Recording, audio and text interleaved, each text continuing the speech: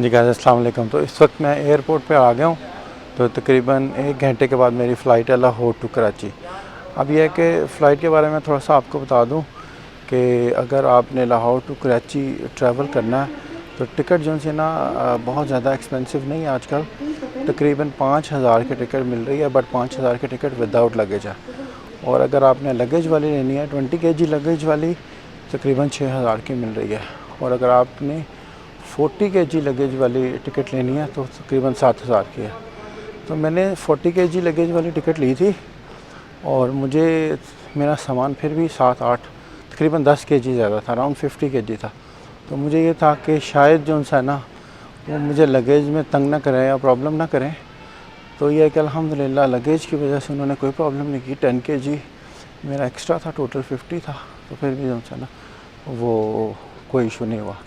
अब मैं अंदर आ गया हूँ। मेरा ख़्याल था कि क्रेडिट कार्ड के ऊपर मेरे के ऊपर जो सा ना वो मुझे CIP लाउंज अलाउड होगा, लेकिन उस बंदे ने भी मुझे एक बंदे ने बताया कि वो जो सा है इंटरनेशनल फ़्लाइट्स के लिए होता है, लोकल फ़्लाइट्स के लिए नहीं है। तो मैं अभी वैसे ट्राई करता हूँ, देखता हूँ कि लोकल फ़्लाइट्स के लिए जो है ना CIP लाउंज है या नहीं।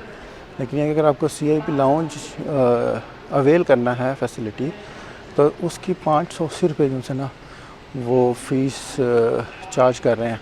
तो 580 रुपये जो सा है तो ज़्यादा तो नहीं है, बट आई थिंक ये बात ये है कि तकरीबन मेरी फ़्लाइट 1 घंटे के बाद है। तो तकरीबन 15-20 मिनट के बाद तो मेरा बोर्डिंग शुरू कर देंगे। तो CIP लाउंज का क्या फ़ायदा। तो चलिए फिर मिलते हैं कराची जाके। Thank you very much. अगर आपने हमारे चैनल को अभी तक सब्सक्राइब नहीं किया तो प्लीज़ सब्सक्राइब कर दें, ताकि हर आने वाली नई वीडियो के बारे में आपको बर वक्त नोटिफिकेशन मिल सके।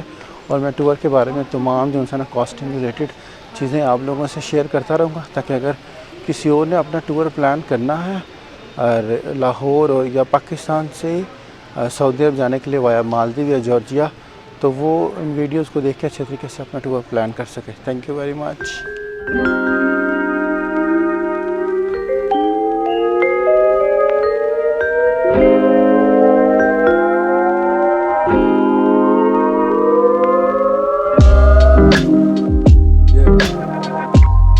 Yeah.